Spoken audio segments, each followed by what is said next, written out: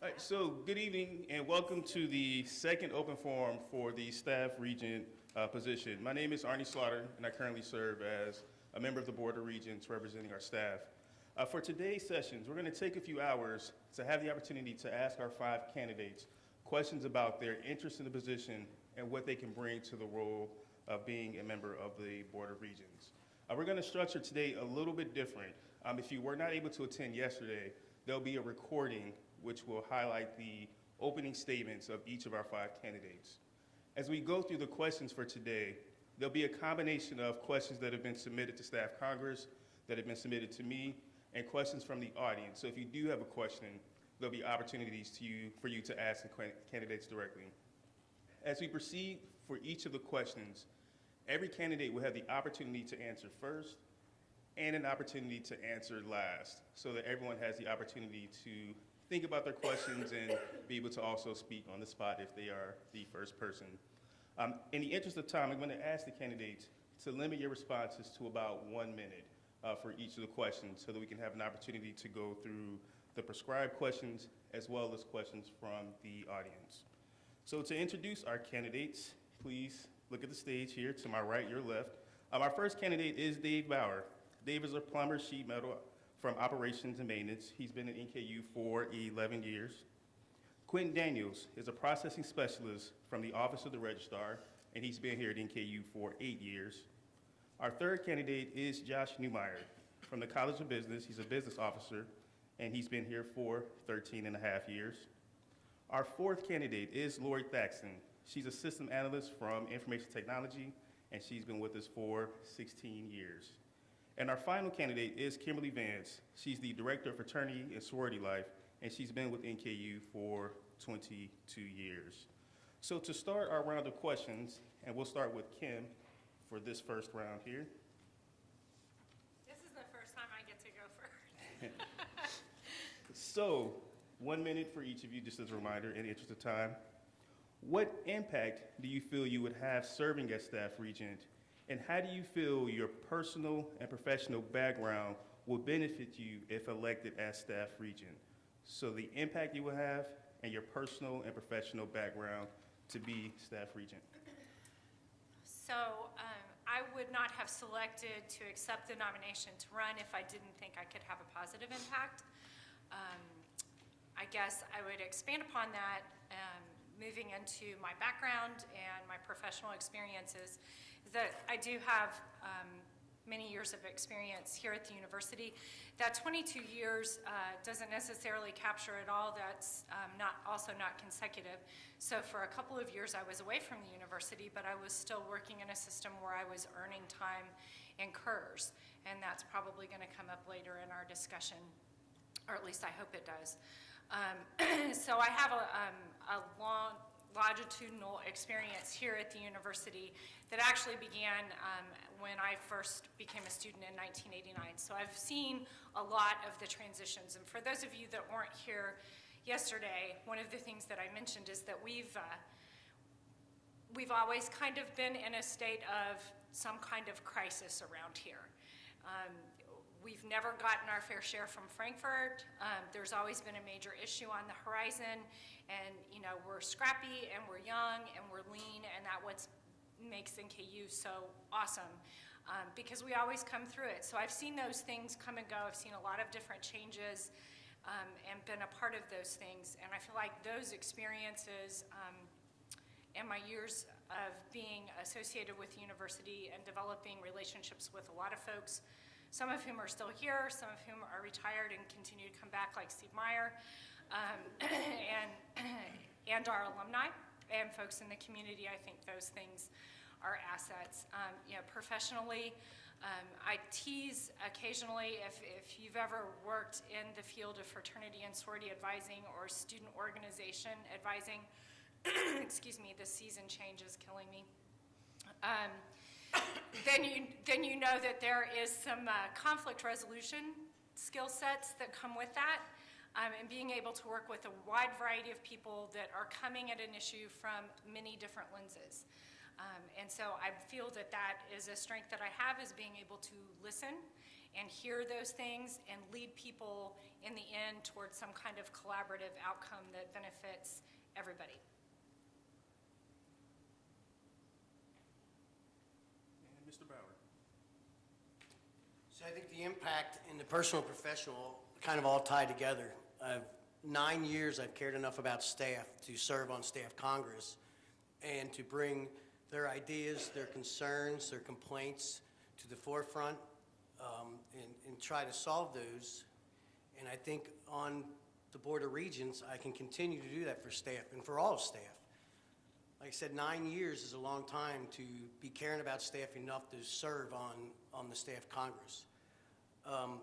Professionally and personally, it's dear to my heart to how this university runs, and I think being that voice on the Regents and bringing your voice to the Regents is what's going to make it a good fit for me.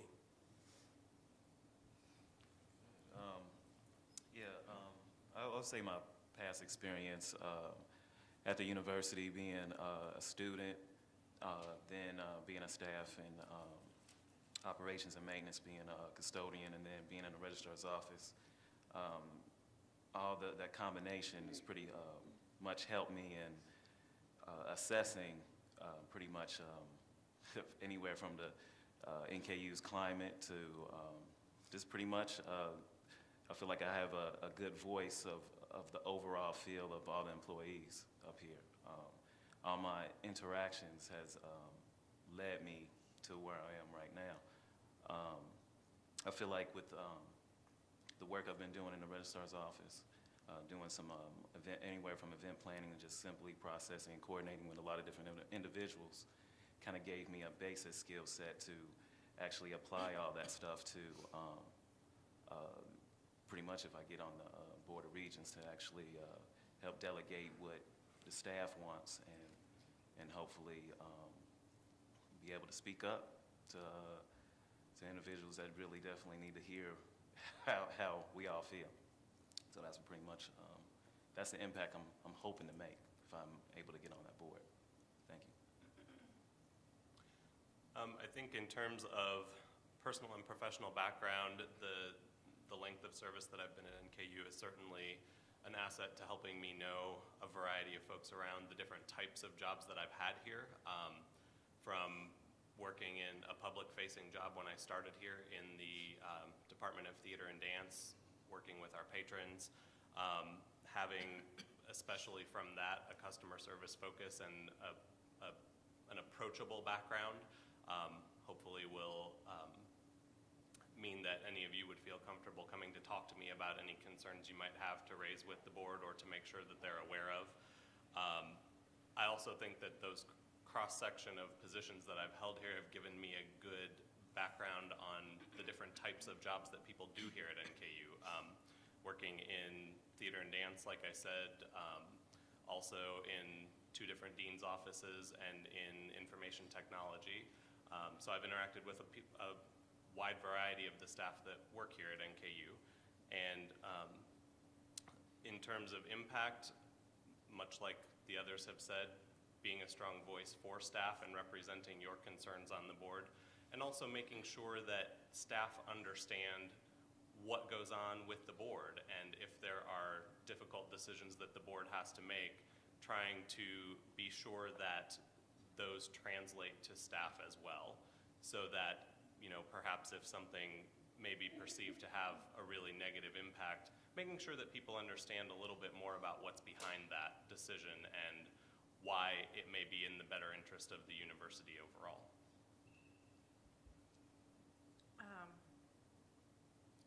Personal and professional experiences that would qualify me. I don't have a lot of experience with microphones.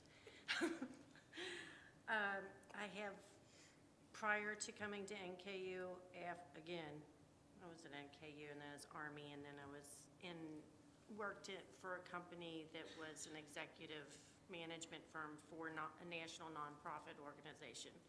So I have worked with boards before, and I've shaken hands with a lot of people who wear suits that cost more than, you know, my monthly budget for food and utilities. So I can communicate with them, but the important part is the impact that I want to have. I wanted to do this after speaking at length with my family and my coworkers because it will require a lot of extra time and effort. But we have a new guy coming in, and I was very happy to hear that he had first learned about NKU during the days of Otruba, when we did feel a lot more comfortable here, a lot more appreciated, and more of a family feeling. I felt like better communication and less animosity then, and I'm hoping to foster that feeling and bridge the gap between the board and the staff, help the staff better understand why difficult decisions are made, but help the board understand why sometimes it might be more beneficial to make a long-term morale decision instead of a short-term financial decision. And I just really hope to positively impact the morale. For our second question, we will begin with Dave Bauer. As staff regent, it is imperative to develop relationships and partnerships with individuals outside of your daily position responsibilities, your office, and your division. For individuals who are seeking to learn more about you as a person and as a candidate, how would the individuals closest to you describe you? And what areas would they suggest you need further development and professional growth? So how would your allies and closest contacts describe you? And what are some areas for professional growth and development? You want this, Bill? I think they would describe me as a hard worker, someone who is on staff Congress, fights for their concerns and their complaints and their rights. I think they would say that I'm a good fit. I think they would tell me that I would need to probably be better educated in the sexual assault area that I admitted yesterday I had no experience in that. I think they might tell me I need to tone it down a little bit. But overall, I think they would all tell you that I'm a hard worker and I don't stop until I get what I want.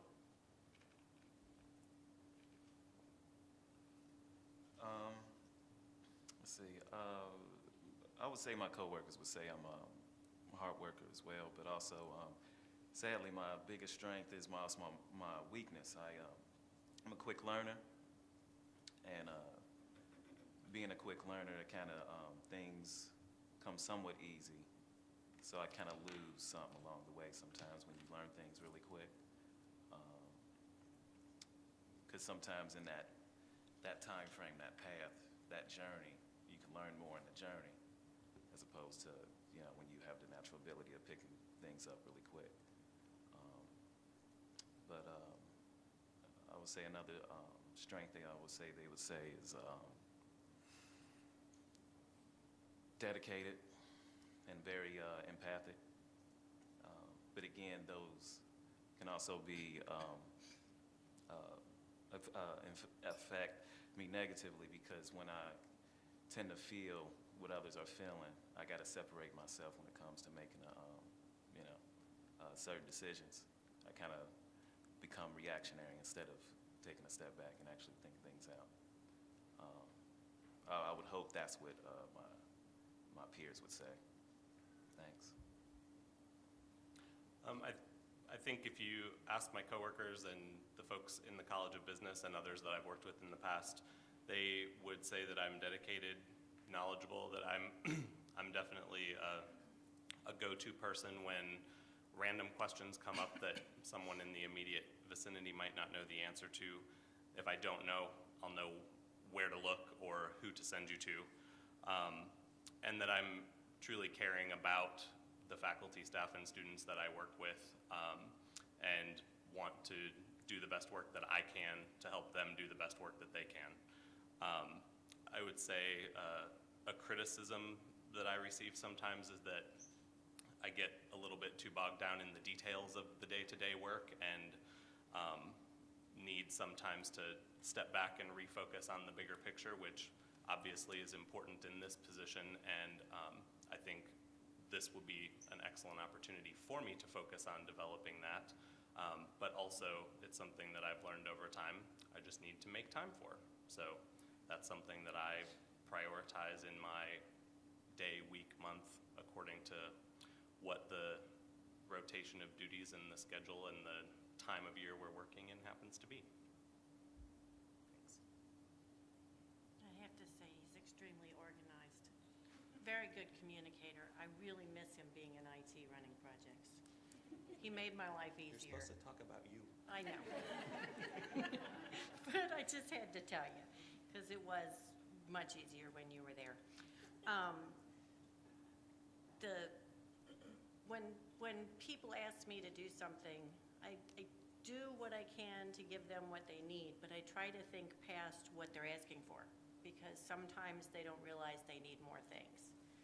You know, why make somebody put in another ticket later to request something else when you're, oh, if they need this, they're gonna need that too. And I try to contact and communicate. My family and friends, they call me a rescue ranger. I'm the problem solver in the family. If something goes wrong, they call me. Somebody's lost, and Keela didn't even know she was in Indiana when she was lost. But, you know, I'm the person that the family and friends call when there's chaos to clear up. And I'm on the community emergency response team. I'm on the search and rescue team. And my family quite often says, you know, you should back it down a bit and say no. So when I discussed with them about doing this, I promised them that I would ease back on some of the other things, you know, because I have to learn a little balance to have a little me time, because I just like to stay busy helping other people and feel that's the best way to make things better, help other people. So there are several of those folks out there, so if I go off the rail, pull me back. The hand signals work. But I think that the first word that folks that I work with and the students that I serve and the other faculty and staff that I interact with on a regular basis would probably use is authentic. What you see is what you get. I'm not sugarcoating it, and I'm not gonna change the way that I feel with regards to very important issues in my presentation, just because maybe somebody doesn't want to hear that. So you're gonna get me. Along with that, I'm extremely compassionate, and I value very much being a part of a team. And I don't need to be in charge of the team, but when placed in that circumstance, I feel that I am a servant leader. I see leadership as a responsibility to those that you have been granted the opportunity and the privilege to lead. And hopefully, folks would say that that comes out in how I present myself, how folks that have worked with me, how my family, how my friends, how the folks in my community would describe me. Professional areas of growth, I might come with the woman thing, I don't know. Yeah. Learning that I can't solve everybody's problem, can't fix it all, and I have a reputation for being a fixer. So occasionally, there is an opportunity for others to learn through fixing it themselves, and you can always facilitate that and help. And then I have a tendency to overthink things, so I'll work on those things, still working on those things. Okay. For our third question, we will start with Quentin. Many staff employees have been in NKU for 10, 20, and some even 30 years. These are very knowledgeable and dedicated employees. They've been through budget cuts, layoffs, little to low pay increases, and department downsizing and restructuring. Two-part question for you. In what ways would you suggest to retain these valuable employees? And how would you involve and approach the board in recognizing the retainment of these employees? So in what ways would you suggest to retain these employees? And how would you involve and approach the board in recognizing the retainment of these employees? Let's see. I'm pretty sure, because I was part of it myself. I believe in mentorship programs. I was part of one myself, but I'm not sure about the pairing, but it still was beneficial for me, just of, even though we had different years in, it was still something to gain. I still was able to gain knowledge from that experience. And honestly, even though I didn't have mentorships with a lot of individuals already up at this university, I've been schooled from anywhere from pretty much from the 90 days, from the 5-year person to the 10-year, 15-year. They've made me quite wise in how to navigate myself around the university and advocate. So yeah, I definitely would stress that on the board about the importance of creating more of those type of mentorship programs and really give my story of how it can really help when you think you're alone and you realize you're not. And I just realized I share so many same stories with so many different people. And I wouldn't have got that confirmation if I didn't, not just go through the mentorship program that I went through, but sharing my story and realizing people did similar things. So it's very important, and I would just stress that if I was on that board. Thanks. I think that there are kind of 3 different things that I would emphasize in this regard. There's the obvious one, making sure that raises are a priority when the budget situation allows, and if they're not, that other things are prioritized and continued, like some of the other non-monetary benefits that we have, tuition waiver, extra time off at the holidays, other things like that may not make up completely for more dollars in your pocket, but can help balance that out a little bit.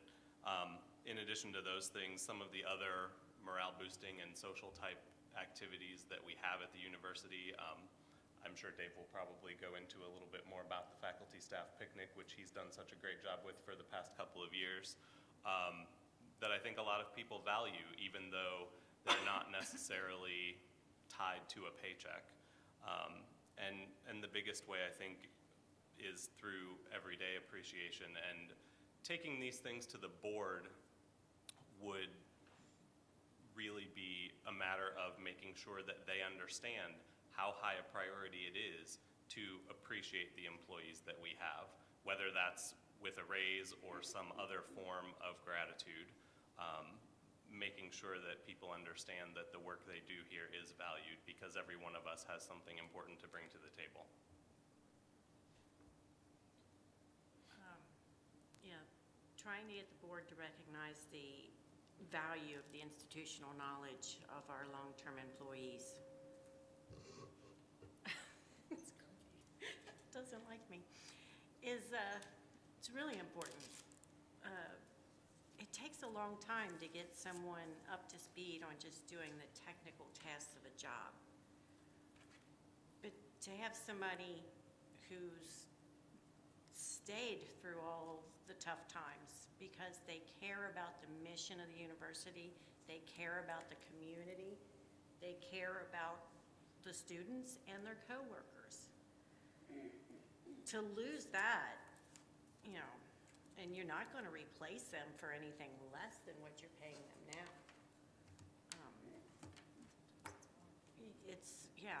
I myself could go look and find a job for 2-3 times what I'm making here.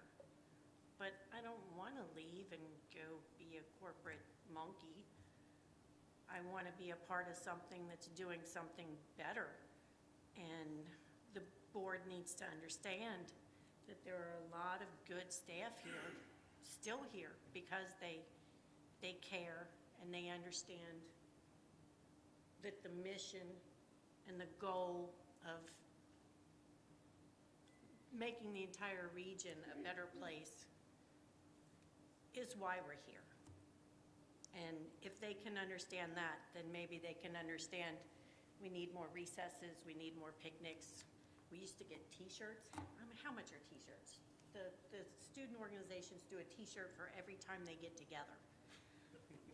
They used to give us, they don't anymore. Seriously, $5 for a NKU loves you? Little things. You know, I know we can't afford to give everybody raises, but we can show appreciation in other ways. So I get to echo pretty much everybody to this point. And what I don't want to do is lapse too far into sounding like I understand human resources or some of the policies that probably rein us in a little bit on things. But my suggestion would be, let's think outside of the box on this. Let's investigate ways to reward and acknowledge folks for the fact that they do have an institutional knowledge set that is critical, and that we don't want to have a brain drain. We don't want to lose that information. So is there some way that, you know, faculty, and I'm not faculty, so faculty in the room don't get mad at me, but, you know, there's an assistant and an associate professor, there's different levels of professorship. Why can't that be that way for someone who is staying in the same job year after year after year and doing an exceptional job there, providing great service to our university, to our students, to the community at large? Is there a way for there to be an opportunity to recognize that and reward that without somebody having to change jobs in order to, you know, have a new title or make more money? And it's not always about the money, maybe it's about the title. And is there a way to acknowledge those folks and bring them into our new hire processes and training and say thank you, help these new folks that are joining our family understand a little bit more about NKU? I think there are lots of things that we could do thinking beyond just giving folks more money. Well, with the passage of the bill last night, doing away with our pension and putting us in a 401k, that frees up millions of dollars for the university. That's why they pushed SB 66 to save us so they could pay $10 million a year over several years and put us into a 401k program. It saves the university roughly $31 million a year. That money now needs to be spread out to the employees because we don't have a pension anymore. All day today, all I've heard from staff is, I came here for the pension. Now we don't have a pension. If you've been here or you're in your 50s, I'm 51 years old, a 401k is not going to do me any good. If you have been here for 12, 13, 14 years, 15, 17 years, this thing goes in effect January 1st. Your pension stops, you're going to a 401k, the university saves millions of dollars. If they want to retain the quality of staff that we have, they're going to have to give a raise. And that's what I'll take to the Regents. It has to be passed on that way. T-shirts might work, but when you lose the one thing you came here for is a pension, and it's gone, and you're now being thrown into a 401k, and the stock market crashes, and you lose your 401k, you're going to have to give them the money to make them stay. Okay. Are there any questions from the audience? Yeah, I think the last question, actually, for me, I see something else going on at this university. I think we're actually selling or not selling, we're not willing to pay for our future. I see far too many people who are 10 years and under that are leaving. People that 20 years ago would have been groomed to be the next associate director or director of a department, or they would have done a lateral move to get into somewhere else and then been groomed something else. We've given up on that, it seems like. And as Dave says, we're not giving them any kind of future at all because they're saying, you know, they're with the pension. When we're saying, as Lori said, we're not going to pay, you know, if someone leaves at 20 years, we're going to bring someone maybe in at least at the same salary, that's true, but they will not get the benefits that that person who's leaving at 20 got. And I think that's a really frightening thing for this institution in the next decade, decade and a half. And I don't know how that's being addressed. So I'm just kind of wondering what people think about that. Okay, this round starts with Josh. I think the first things that I would go to, Eric, to address that are the things that Kim and Quentin mentioned in the last section where we talked about Kim talked about the idea of essentially career ladders or opportunities for people to be promoted in place and be rewarded for the work that they've done for a long period of time.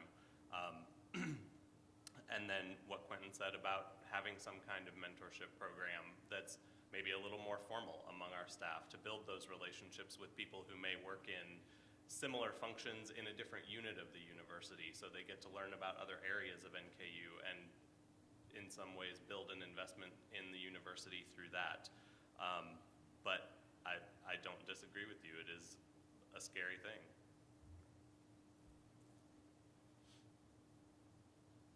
I wasn't quite sure what the question was. Can you repeat your question, Eric, please? How do we keep people who are less than 10 years of service, who in the last 20 to 30 years would be running this place? We're losing them now. Oh, We've yeah. been losing them for the last, it really started, I mean, I hate to say there was a period there, but yes, we have the Vitruva years and all was good and golden. And the last 5 years, we've seen it all change. And I don't blame that on any one person, that's not fair. But there's been a change in the culture. We have a nation that is not really committed to public higher education. We have a state that wants to undercut us completely and could care less about the middle class in this Commonwealth. And we have young people who are under 40, under 35 that we are losing from this institution because they can make more money going to Amazon or wherever, a nonprofit. And it's a sad thing when we cannot guarantee some kind of middle class way of life for those people, many of whom have graduate degrees or at least college degrees. So that's what the question is. What would you do to address that in some way, or not really address it, but let the board know that we have a very different future which we have not invested?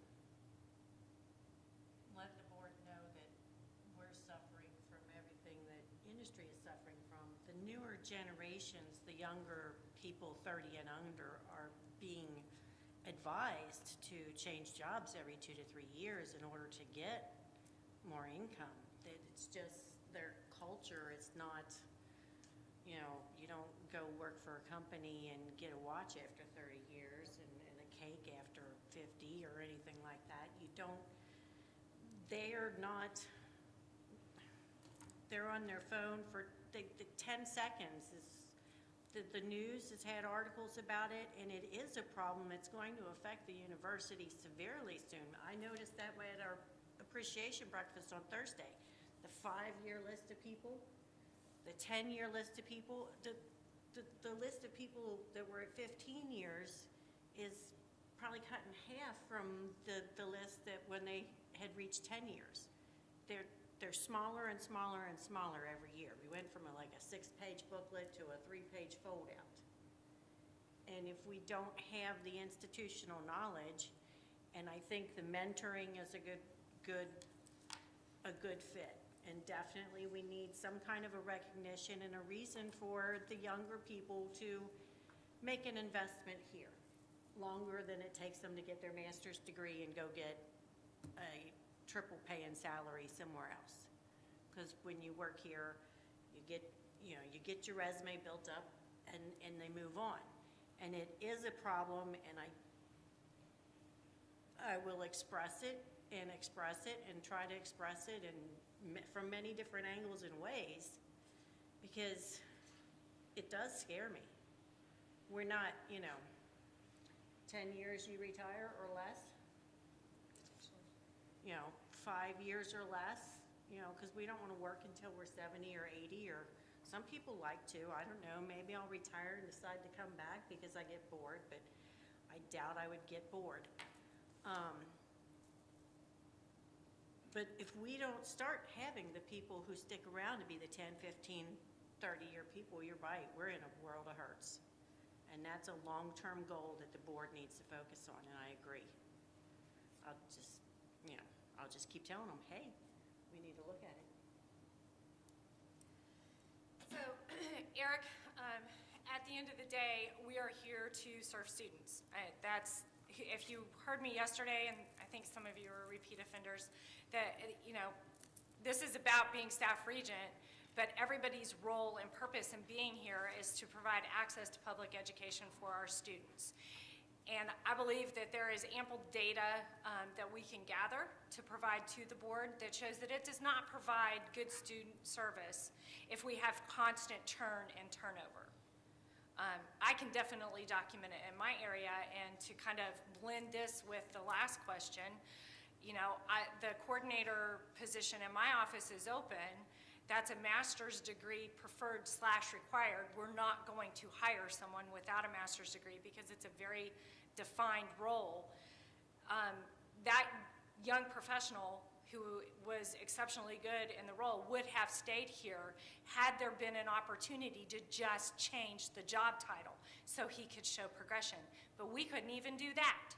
So we lost this wonderful young professor or professional with a huge positive impact on our student body, and I think that matters to the Regents because retention is tied to that. Our graduation rates are tied to that.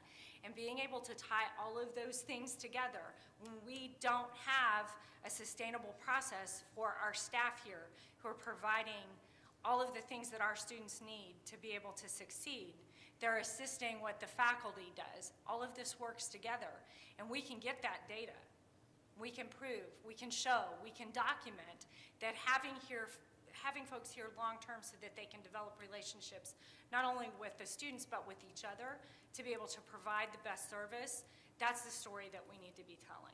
This constant in and out of the door doesn't serve anybody. It doesn't serve any of us here together, and it especially does not serve the students. I have to agree with Kim just now, but it comes back to the dollar.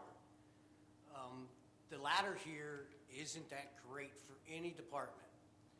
So to think that that's going to be there, it hasn't been here 11 years I've been here, but to think that it's going to be here without the dollars is senseless.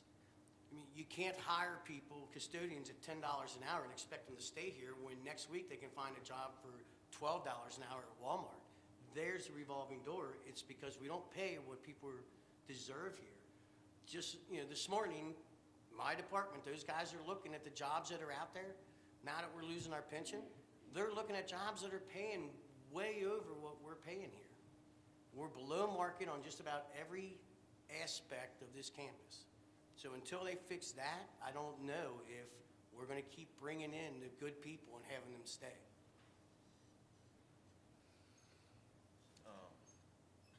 Again, I echo everything that everyone said up here, but also,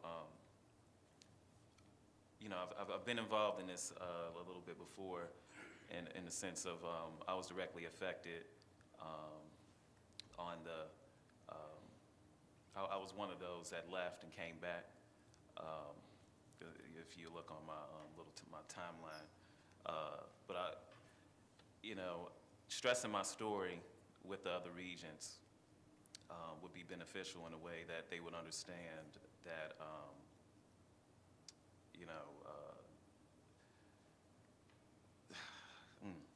those decisions really affect the region in the sense of developing quality people, like straight out, quality human beings staying here.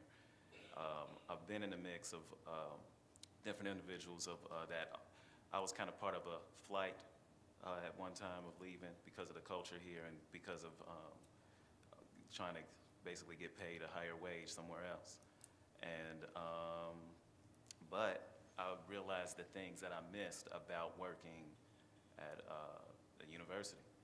And knowing that part, knowing those things that I was missing, I feel like I can tie that in on what would lure and keep someone here, even when times are tough, because even though the wage doesn't always equate, there's a lot of benefits in the overall development of just a human being here, being part of a university.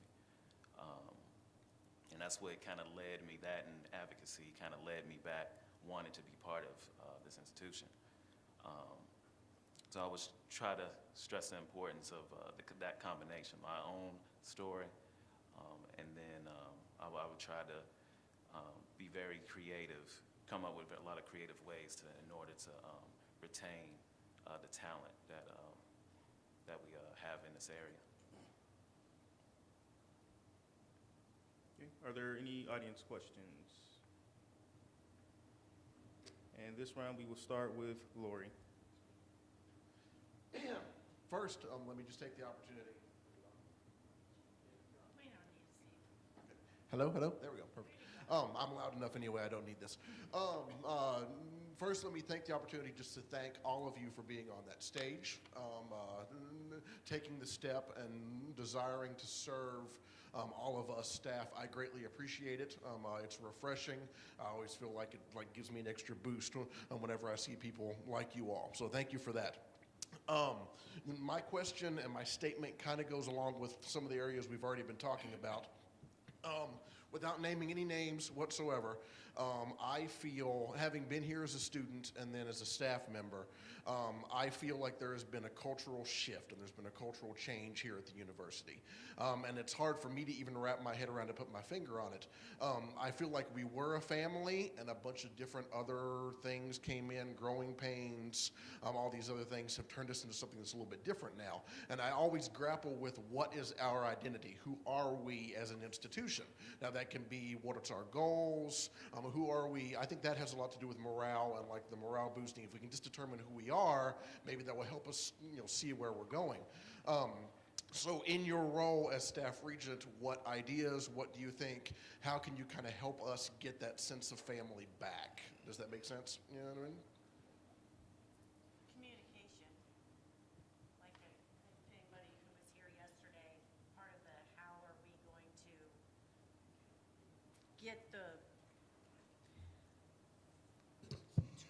okay, can you hear me? All right. So we can't help anybody feel better if we don't know how they feel. We're so busy because we're so thinly sliced. Everybody's buried in their computer and their work from the minute they get here to the minute they leave, eating at their desk. I do that. We really need to take a breath, take a 15-minute break every now and then, talk to our neighbors. We can't have a sense of family, of community, and belonging if we don't communicate. And so I really think, putting myself, whoever the staff regent is, having lunch, like Mern's attempted to do, one Wednesday a month or every other Wednesday or something over there, where anybody who has any concerns can sit down and voice them and know that the staff regent will take them to the board and then bring back responses. Just knowing that you have somebody standing up for you who has been through the same thing and has the same feelings, and we all would like to get back to that feeling of, camaraderie and family and hope, and we're part of a bigger thing, doing a better thing for everybody. I want this place to be strong again, and I want it to be here when my grandkids need it. So, it starts with communication and hope.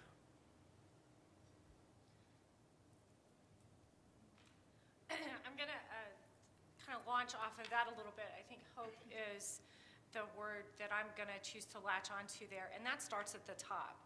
And so I think that the staff regent is going to be in a very critical place to be able to speak to not only our new leader, the new president, but also new members rotating into the board and making sure that they're aware that that's what we need. We need inspirational leadership right now. We need transformational leadership right now. And that starts at the top. And the reality of it is, Dave's right, it keeps going back to the money. That is not changing. That's the part of this corporatization piece that is not going to change. So now we know what it is. Let's work together to get around it. Let's work together to get around that, but that has to be led from the top. And it can't be management, it has to be leadership. And as long as I have breath in my body, whether I'm serving in this role or anything else, I am going to keep preaching that, because that is what we're missing. I'm going to agree, it starts at the top. To fix the family atmosphere, I think you need to fix the morale first, and that starts at the top and comes down. I can tell you it does happen. There are little things. The guys that cleared the snow on the first day of spring, they got a nice email from their director thanking them and telling them what a great job they did. That went a long way just by doing it. But that doesn't happen on campus that often. I can tell you the police department's morale is lower than a snake's belly right now because they're about to lose their hazardous pay, and the university's not doing anything to help them with that. And they're going to lose officers because officers aren't going to want to work here with no hazardous pay. So the morale has to start at the top. You know, when Jerry sent that letter out in January talking about layoffs and outsourcing, there should have been some kind of a follow-up to, hey, we're going to get through this together. Here's a piece of pizza. Let's talk about what we can do to save our own jobs. And that didn't happen. That's where it starts at the top and comes down. Yeah, I believe in morale.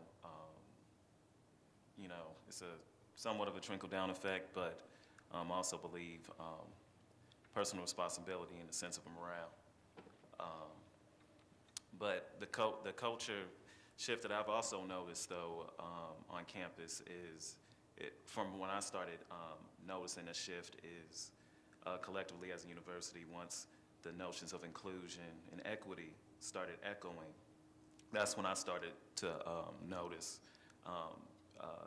a climate shift and fear of having certain types of safe conversations. That's where I started noticing people putting themselves in groups and categorizing themselves differently, where we're all human. We're all here for a purpose, not just to serve students, but to pretty much to be, you know, I know that we have that slogan, burn brightly and, you know, light the fire, all that kind of stuff, but to illuminate and be an example to everyone in the region. Now, again, morale, I do believe in a trickle-down effect within morale in it, you know, in a university from, you know, top level. But personal responsibility of controlling your own morale to make sure when I walk in this door, I'm gonna start off this way. I understand you can get beat up and things can layer on top of individual, but sometimes you gotta walk in this world with some battle armor, and with that kind of mindset, I feel like overall, when you meet, you know, different individuals, you engage differently that way. But I don't know if that answers your question, Steve, about what I've noticed. I don't know if it ties into your timeline, but that's where I started to notice a lot of different changes on this campus is once inclusion and equity started to echo, and then that kind of fed into the other stuff. You know, when things make you feel uncomfortable, kind of brings out certain other behaviors, and it just goes from there.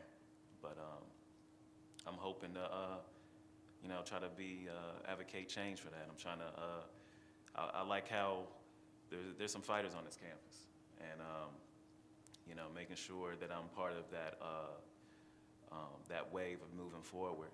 I know there's resistance to you know, people that's have the years tied in up here.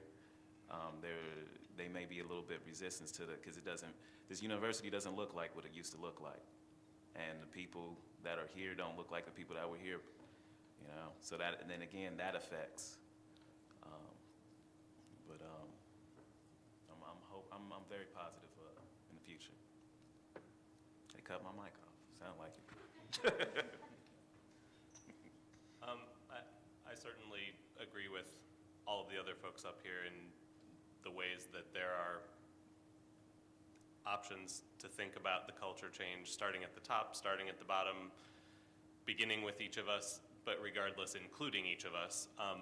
One very specific thing that came to my mind while others were talking was the idea of, again, something that I sort of said before, appreciating what every person brings to the table. And one of the ways that I feel like we've fallen a little bit short of that in recent years includes the ideas that have been brought up by a variety of employees, faculty, and staff from all over campus during the different budget forums that we've had over the past few years. And I think one specific way that I would endeavor to try and impact the culture and morale of the university is to think about things like that a little more carefully and make sure that they're followed up on, and make sure that the people who make those suggestions understand why their ideas can or can't be implemented, or what other thoughts might come out of them. There are a lot of great resources on this campus, and maybe one person has an idea that might not work in exactly the way they express it, but if you follow up on it with the right people, there may be other things that come from that that could result in increased revenue for the university or lower costs for something else. So that's a very specific response, but that's one thing that came to my mind. And in addition to that, really being able to more strongly hold people accountable for the things that are expected of them, in addition to appreciating the contributions they make. Before we proceed to our next question, I would be remiss if I didn't recognize two people in our audience, two former staff regents, Eric Brose, who served from 2009 to 2012, and Steve Meyer, who served from 2012 through 2015. Thank you for your service and your contributions to our board.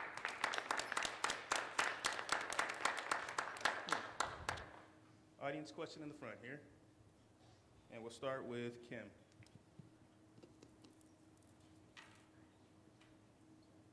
Is that working? Okay, good. Okay. As we know, there's a different value on higher education today. And last year, we saw a new generation of students come to us. We have a new face, and we're going to have them for a long time. So how are we going to change what we do? How are we going to change our approach? Because at the end of the day, students are our bread and butter. That's why we're here. That's why we have a paycheck. So how are we going to change some of our practices and approach and still be an advocate for our students? Thanks, Tiff. So I think that this also could be tied into a couple of the other questions, particularly with how much it relates to our younger professionals not sticking around, because I think those things are very connected. There is a different expectation. There's a very much different expectation with regards to how we communicate and to how we operate and to when we provide services and what kind of services we do provide. And so there are two options here. We can sit around and grouse and groan about, well, that's not how we used to do it, as Quentin said, or we can get our ducks in a row, follow the research, follow our own experiences, get together and plan how are we going to best serve and better serve our students.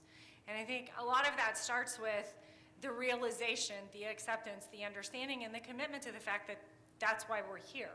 And unless the staff and the faculty, which this is about the staff regent position, unless the staff are positioned with the resources that they need and the training that they need and the information that they need to understand the new students that are coming to us, they're not going to be able to provide the services that are needed in order to retain those folks and graduate them.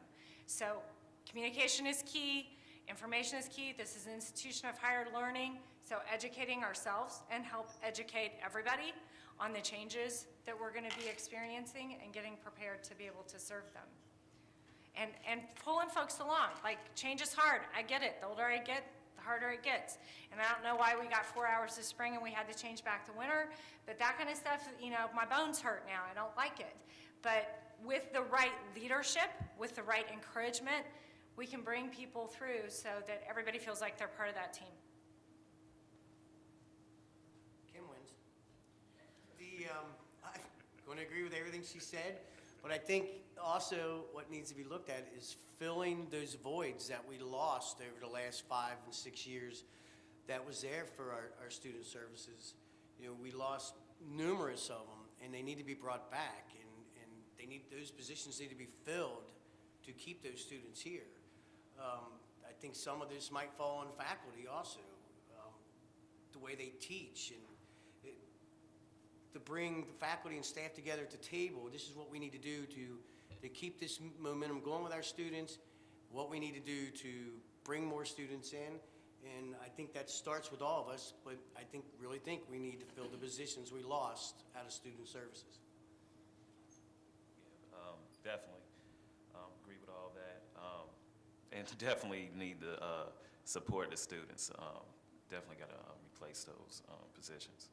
But to add on to that, I believe the university really needs to define themselves, which is going to be, I brought it up before about the inclusion and equity.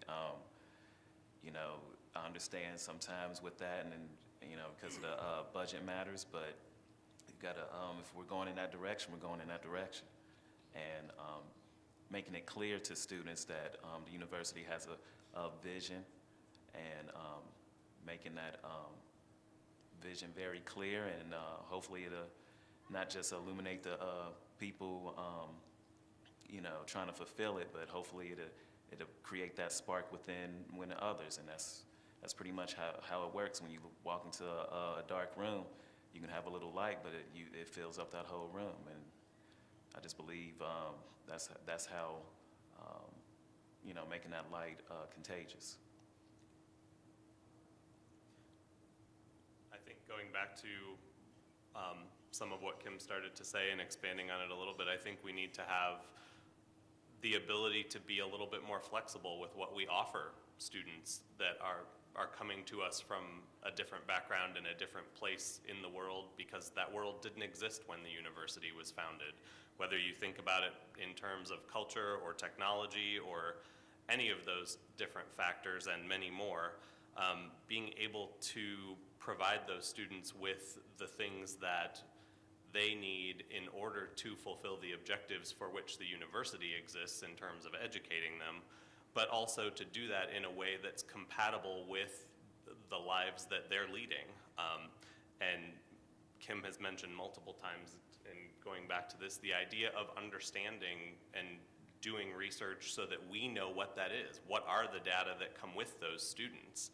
And what are the things that they want? And how is it best to give them to them? Whether it's academic programs or co-curricular programs, anything like that. And I think, again, like Dave and Quentin said, there may be some strong need for positional support for that, whether it's faculty or staff.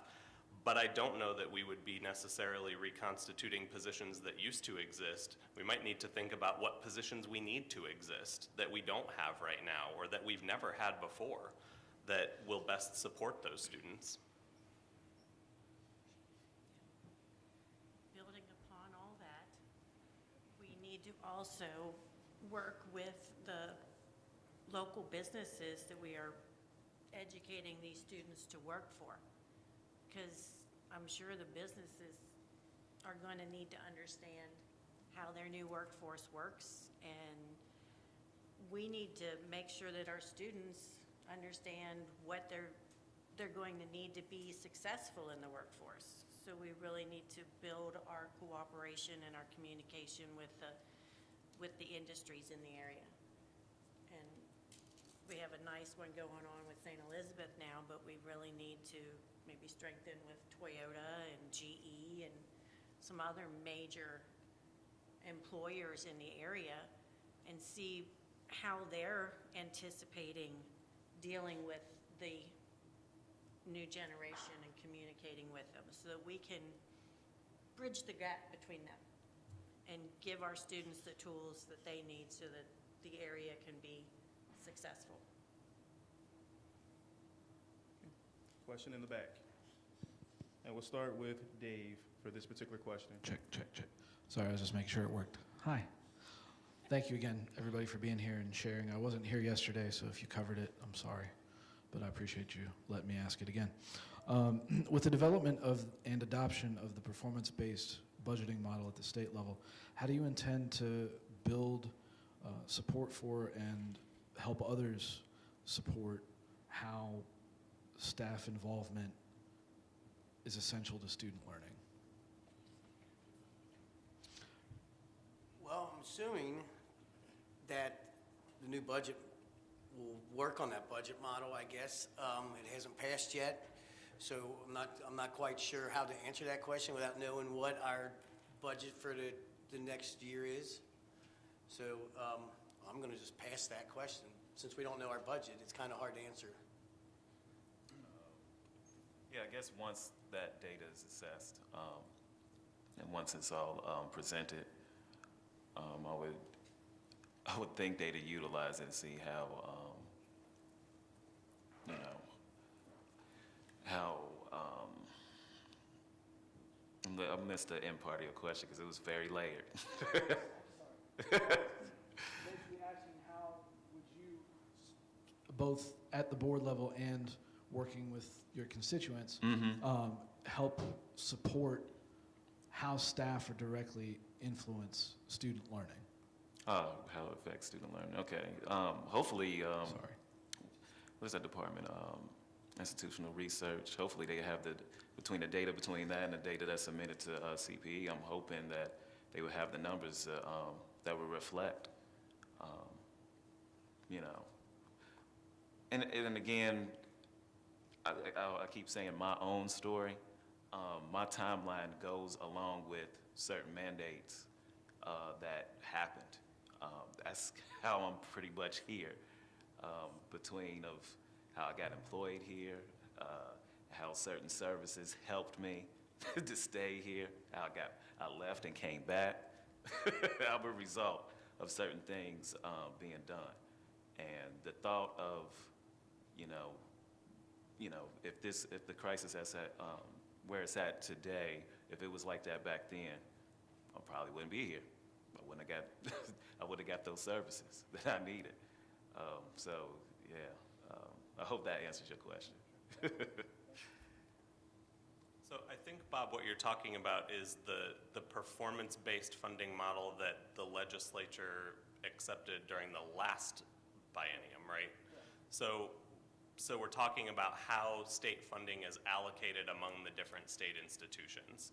And this is something that if you've been to any of the budget presentations, again, over the last several years, you've heard discussions about how NKU is woefully underfunded compared to our sister institutions in Kentucky. And this is an effort that our board and our administration particularly advocated for, and through the Council for Post-Secondary Education worked with the legislature to create this model that has been put in place. And it does depend to some degree, like Dave said, on exactly what budget is passed, because that determines how much money there is to allocate. But looking at the different metrics that are part of that model, primarily things like retention of our students, graduation rates of our students, and how they're progressing through their path to get their degree, those are the things that we have to try and meet so that when that total pot of state funding is allowed to be reallocated among the universities rather than each of us getting the same amounts that we've gotten in the past, that we have a good chance at increasing the portion that comes to NKU. And Bob is right, staff are essential to student progress through the university, whether that's meeting someone at a high school recruitment fair because you're part of our admission staff, advising them through their degree program, working with them as a tutor, thinking about what the co-curricular programs do, everybody in student affairs, in the Center for Student Inclusiveness, student engagement, Greek life, anybody that student might touch, the custodian that they walk by in their building every afternoon who helps them find a place on campus that they need to go, or helps them with any number of other things. So I think that emphasis is important, and from the staff regent perspective and the staff member perspective, understanding that everyone that a student interacts with, faculty, staff, or otherwise, has an impact, and it's part of all of our jobs to help students make it through. The students are the ones that we want to be turning over at NKU. We want them to come in and we want them to leave in approximately 4 years, give or take a little bit. And so, anything that any of us do should be with that goal at the back of our mind always. And stressing the importance of that and all of the other things that we've talked about this afternoon that lead us to be able to do that well is what I would try and keep on the minds of the board.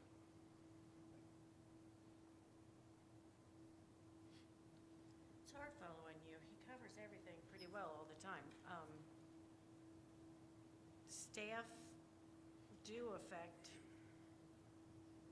how well the faculty can do their job, how well each other staff member can do their job, and the morale issue. You know, if you're meeting people that are always smiling and happy and here to help you, the students can see that. They can see when you are here because you care and you want to help them do well. And that's a really important part of it too, that we, you know, the staff, we're only here because we're trying to create educated individuals to make the world and our region a better place. And we have to stay focused on that. And when it's a crazy weather day, you know, we just have to find whatever little good we can, focus on that and build upon it, because that's all we can do. Going back into the woe is me and we need more people and we need more money, we're not gonna get it. So let's figure out how we can work with what we got and try to make things better. And a big part of it is just communicating and helping each other, and yeah. So I think that the performance-based budget model is clearly not unique just to Kentucky, and it is here to stay and may even potentially grow. So wrapping our minds around what that looks like and how it impacts our daily work, because even though it is a small amount of money, we don't know what the final budget looks like, but even if, regardless of what happens, it's still just a very small piece of all of the state universities' budgets right now. There is the possibility, I think, eventually that that could grow. So getting into that mindset that those retention statistics and graduation rates, the things that that funding is being based on, matter to everybody. And again, I keep going back to this, but I think that starts with leadership and the expectation that is then pushed down to everybody, that you all have a very important role to play in this process, to our ability to access that performance-based funding. Everybody has a role, whether you're student-facing or not student-facing, because everything that we do on this campus impacts that. And I think it needs to start with that, and not in a way of, if you don't do it, we won't get our performance, but in the inspirational manner of, you have a very important role to play in this. How can we help you? And my advice, my words to the folks at that board table would be, this needs to be framed in such a way as to inspire people to get on board and to be able to see themselves in the mission of the university, regardless of what they do. And that's how we get to performance-based funding.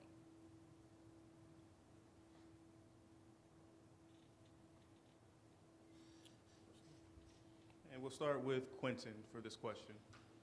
Hello, everyone. My name is Lisa, and I work in career services. You've had a lot of technical questions thrown at you, hard things, things you could copy off other people. This is about you.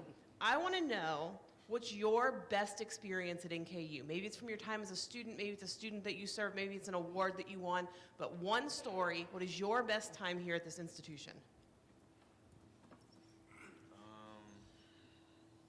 Like I had a few, as soon as you said that, a whole bunch of them kind of, you know, it's like flipping a book.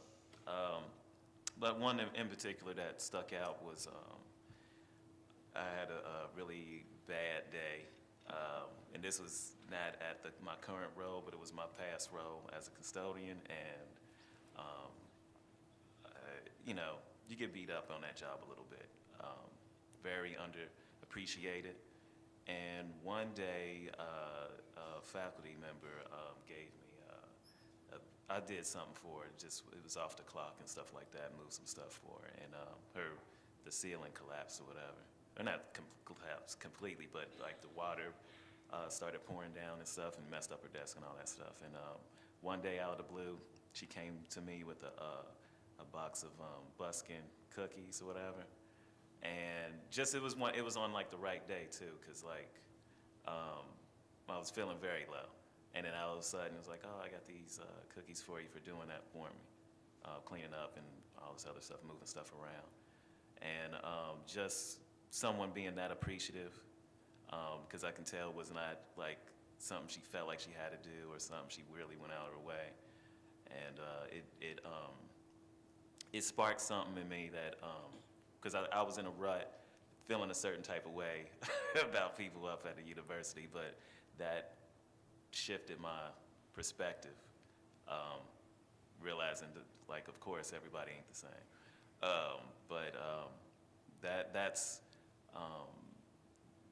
I use that as reference to keep me going of just not for myself to show appreciation to others, but just like, wow, it's just surprising how someone can surprise you, you know? You can feel a certain way some days and someone just does something to really make you feel like, oh, wow, I had that warm feeling that day. But I would say that's my, one of my great memories here, is that moment. I think for this, Lisa, there's two things for me that are kind of tied, and one of them just happened a couple of weeks ago, so if we had had this discussion earlier, I guess there'd only be one. But I think the most recent thing was a form of appreciation that was expressed to me in the form of being nominated for the Regent's Distinguished Service Award a couple of weeks ago. Like Quentin was just saying, I had had a really crummy week the week before. There was just a lot of things that had not gone the way I expected them to, and a lot of fires that had to be put out, and it was just kind of a rough week in my world. And then that Monday morning when Mark Nykirk walked into my office and was looking for me, which is kind of strange because, you know, I know Mark and the Scripps Howard Center and the work that they do, but there's not necessarily a lot of reason why he would come looking for me on a regular basis. And I had no idea that someone had nominated me. So to be thought of as worthy of that award by any of my peers is really an amazing thing to me. The other thing that ties into my past experience working closely with students is just all of the things that I see from former students who are now friends and colleagues. When I worked in theater and dance when I first started here, I used to teach the stage management course in the department, and seeing how some of those students have grown and progressed in their lives and careers since they've been here. A couple of them have gone on to work on cruise ships and in New York and all kinds of other places. One of them just this past week was actually present at that live performance of Jesus Christ Superstar that was on NBC a few nights ago. And just watching them succeed is something else that I find really A lot of happy memories here. Most of them involve food and some thank yous from friends, getting chocolate in the interrogant mail. I miss the go-where-to-go emails from my old boss. Is this not working? Can you hear me? I'll talk louder. So, my favorite day was when a student wanted to know what class I taught, because I was fun. I found her lost in my building, and she looked a little confused, and I helped her figure out where she was supposed to go and explain where all the other classes were. You know, 5-10 minutes of my time. But when she said that I was a fun person and she wanted to take one of my classes, that was a good day. That was better than chocolate. So that's, I don't know where to start. So I'm gonna pull a Josh and go with two. So as an out-of-state student getting the acceptance letter a gazillion years ago to become a student, because I had no idea at that time how my life was about to change in every positive way possible. And then I guess the next thing would be having a student tell me that, and I think they were wrong, but that the reason that they graduated was because of me. So.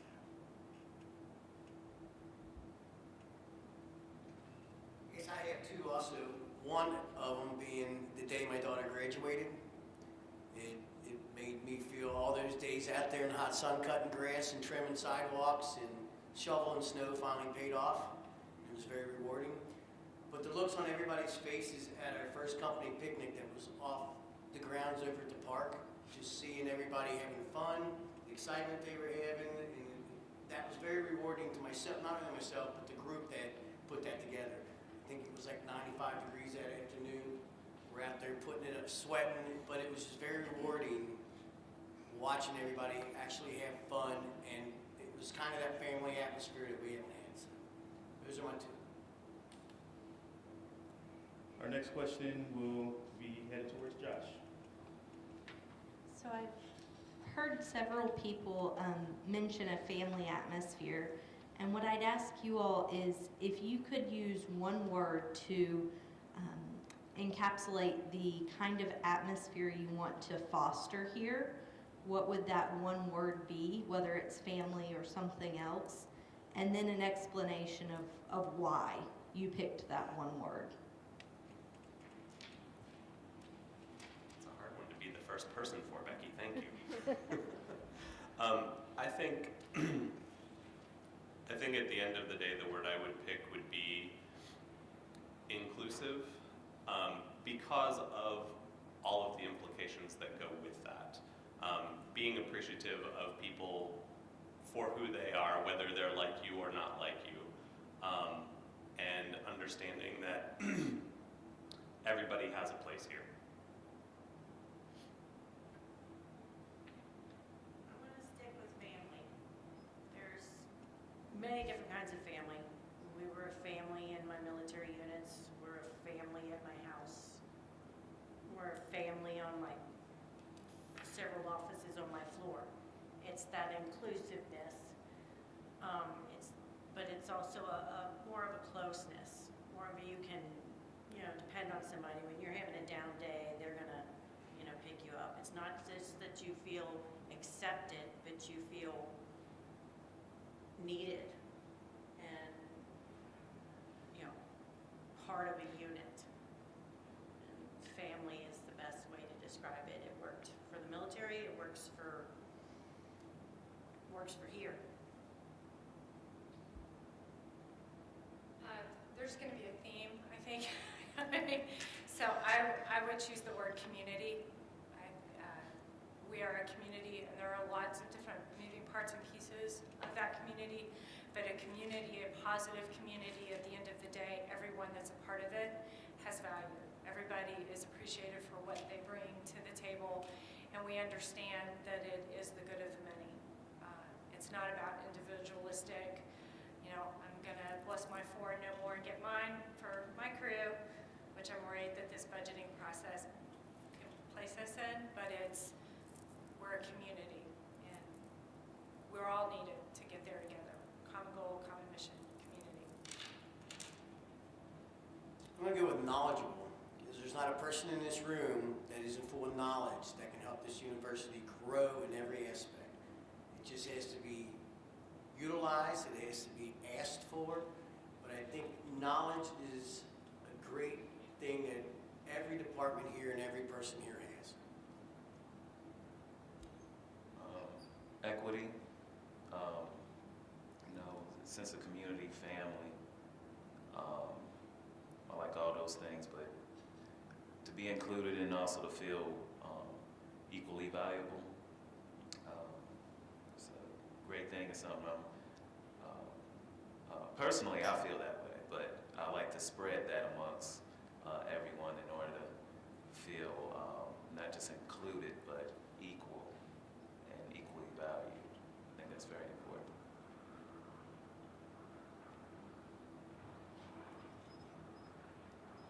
And Lori will start this round of questions. I just wanted to thank you all for being here today and for sharing your desire to want to represent us and speak on our behalf to the Board of Regents. And I felt like I've gotten to know you a little bit better today, but what is just one thing that maybe your colleagues don't know about you that you'd like them to know or share with them?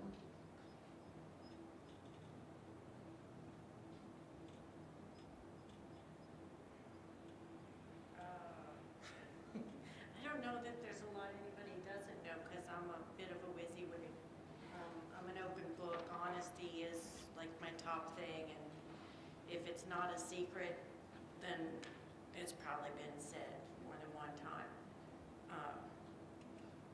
But they may not know that after I refinanced my house, I used part of my home equity line to buy a crazy little tiny convertible red sports car because I'm in that, midlife. My son said, "Look, Mom, it's from Japan. It's a right-hand drive, 5-speed, and I can't wait for the good warm weather so I can get it back out because it's got antique plates and it can't go out on the ice and the salt and yes, so I've done that little midlife crisis thing and I still love it. I do not regret the little, it's called a cappuccino. It is so cute. So, yeah, I can't wait for a good weather day so I can come drive around and let y'all see my hair blow crazy. So I don't have anything that exciting to reveal. I think that's pretty cool. I think there's a gap in my employment history that some of you know, but some of you may not know. So I actually have about 25 years toward the whole CURS thing, so this is an issue that is near and dear to my heart. Because when I was gone between my years, I worked in community mobilization at a local mental health provider, not local here, local where I live, doing substance abuse prevention work. So I worked with a lot of community boards, doing community advocacy. I spent a lot of time in Frankfurt with regards to legislation and funding, spent some time in DC with regards to legislation and funding. So the thing that I wanted to do when I grew up was to be like real life West Wing, and so, instead I chose you. Because this is home. I'm going to have to say it's emotional. I cry over the Folgers commercials. I cry over the first home run the son hit, the first goal the daughter scored. So it's emotional. I am a crybaby. I'm Batman.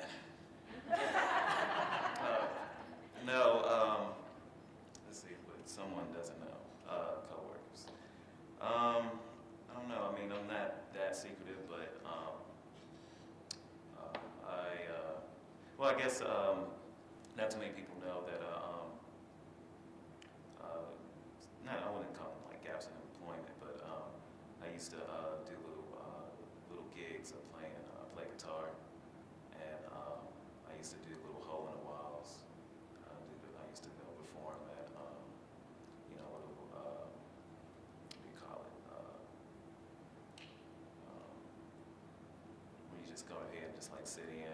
Like usually different bars have like little sit-ins on like Thursdays or basically the dead days. And periodically, even like around,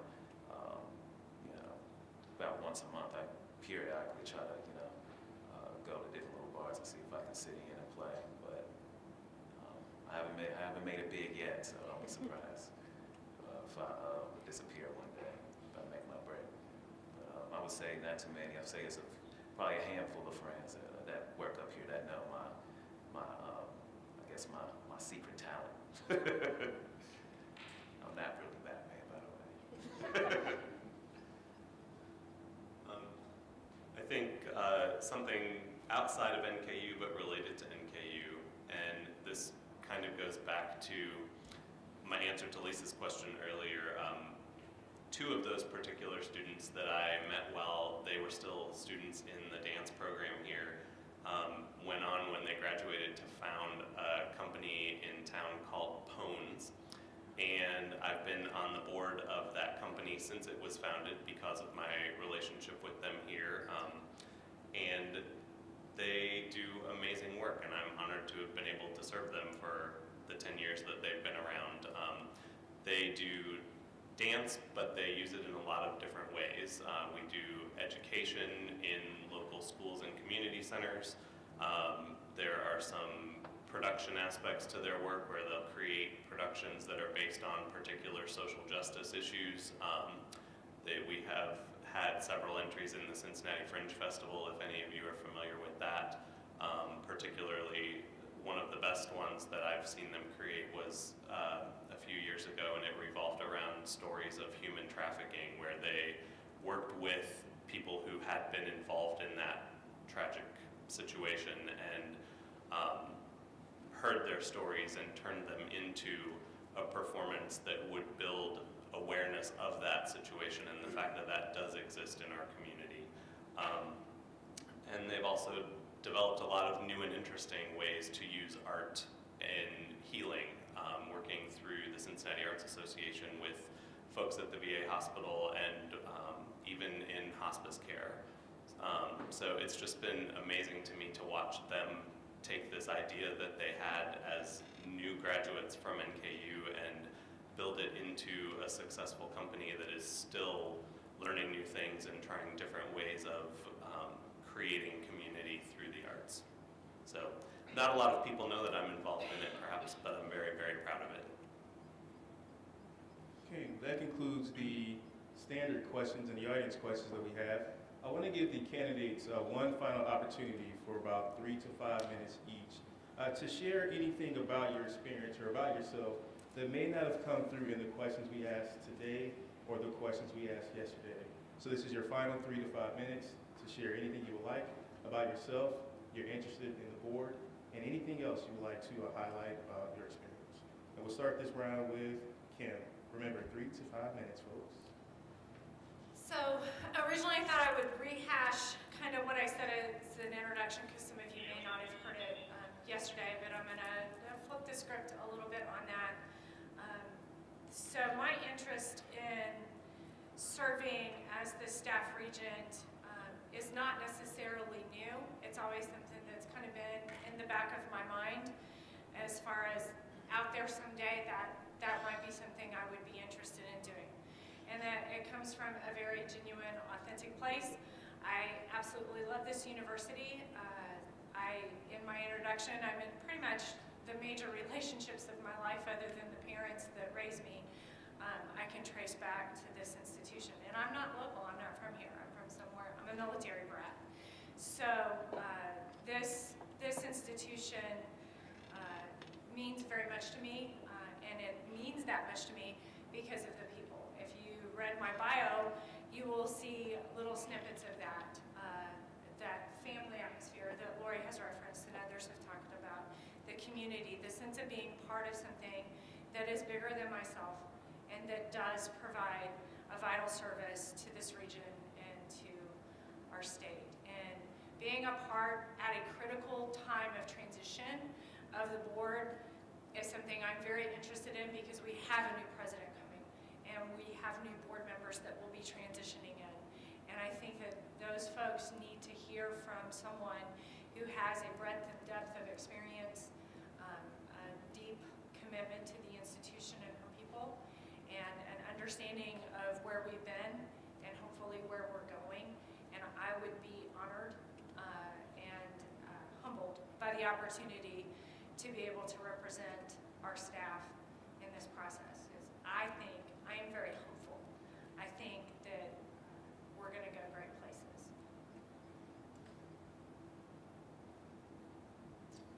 All right, just like my opening statement yesterday, I've served 9 years on staff Congress in different roles on different committees, president-elect, president. I meet with the president once a month, and I'm just learning what he has to say and being able to take those things back to our staff, being able to talk to the staff on all corners of this university, not just in one building or in one department, but every building that I get into, and every sidewalk I've been onto, and every office outside of here in those houses on Clearview and Johns Hill Road, and talking to those staff members and knowing their concerns is the reason I've stayed 9 years on staff Congress and helped solve issues and help pass on their ideas. And serving on the President's Search Committee was a tremendous experience for me, and I learned a lot. And just talking to them, the regents and former regents, that's when I decided that I'm going to move up that next step. I think 9 years of staff Congress has prepared me to be the next staff regent. much, it's funny how we all echo the same, pretty much the same reasoning, but I wouldn't necessarily call it a unique story, but my personal story kind of led me to want to be staff regent. I've been working here for 8 years. I've been part of that cycle of leaving and coming back. My experience of being a student and then later being not necessarily both two different worlds, but being on the labor aspect of things and then being in academic affairs. It gave me a good overall view of not just the climate, but the culture of the university. And I'm also a product of the environment. I'm a native to this area, and I've lived all throughout the tri-state, kind of moved around pretty much in each county. I feel like I have a good overall view, not just on campus, but the region. And I can give a good, accurate voice of certain situations, certain things that may be going on, and I can have an accurate account of not just what's going on today, but where we could go as a whole. And I'm hoping that I can bring all my experience and my circumstances that came along with it, and the wisdom of all the people that kind of influenced me and pretty much made me who I am. I want to bring that to the Board of Regents. Thank you. I think that the most important things that I bring to the table potentially in this role, as Lori so generously alluded to earlier, one of the greatest strengths that I developed in my time in IT was that of a liaison between different types of people. When I was in IT, it was still during the time that my NKU was relatively new on campus, so there was still a lot of training going on, a lot of people who needed assistance understanding what different parts of the system they needed for what functions. And my role in the College of Arts and Sciences transitioned me into that role in IT because I kind of became the go-between person who knew how the system worked and how we used it on the college side, and could translate that to someone on the IT side to help them understand why maybe what we had wasn't the most efficient way that it could be if there was a different possibility to make it work. And that ability to translate understanding between two different people or two different groups of people or a board of regents and a staff constituency is something that I'm very confident that I will be able to do and that I'd be very strongly invested in. The reason that I want to do this is because I view it as another chance to serve the university in all of those aspects, to help the board. As Kim mentioned, President Vaiga's transition is an important one for us, and there's a lot that we have potentially to gain as he comes on board. And I think also most importantly to serve each one of and all of you. So thank you for the opportunity to be a candidate. I had no idea who was going to be running for this when I spent a lot of time discussing with coworkers and family about the extra time and attention it will take away from other things, you know, to be able to focus and do this right. Help Videa transition in, help bridge the gap of communication, you know, help bring morale up, help keep this institution vital, you know, so that my son, who will be a freshman next year, will be, you know, thriving like my daughter, who's a junior this year. And it is an important transition with new people coming in, with the new budget models starting, with the budget crunches, with the way that just society in general is dismantling public education from the ground up. And we really need a strong voice to advocate, not just for the staff, but for the school, the institution, and public education in general. And I just watching the news and thinking, you know, I could do something. I could help. I want to help. And I think I would do my best. And that's all anybody can offer is their best. But if you get one of these guys, I think we'll be okay too. Okay, to wrap up, I want to thank our 5 candidates. As I mentioned yesterday, I was really impressed and pleased when I saw 5 unique different individuals from different backgrounds and experience sign up to be a part of this experience. So I'm looking forward to passing the torch to one of you pretty soon. I do want to thank a few people, Tina and Sue. They did an amazing job putting this together, and Grace as well. So I want to thank the 3 of them for their hard work and effort. If you give them a round of applause, that would be great. I also want to thank Katie. Katie was not able to make it today, but she did a lot of work behind the scenes and has been really instrumental in being the president of Staff Congress. So hopefully she's watching on the video that will go out pretty soon. So thank you, Katie, for your work. And to wrap up, just a reminder, voting begins tomorrow and ends on Thursday, April 19th. So you have a 2-week time period to vote. For individuals who are not able to make it, I issue a challenge to everyone in the audience. Please encourage your colleagues and friends and people across campus to vote for this particular process. As you know, with the new incoming president, with the transition on the board, and with many issues that are impacting the Commonwealth, these positions are vitally important. So please make sure that you do your research, watch the video, look at the candidate profiles, ask some follow-up questions of the candidates to get more information on making an informed decision for who will be selected as your next staff regent. So thank you all, and thank you to the audience for coming out. Have a great afternoon, and go North. Thank you.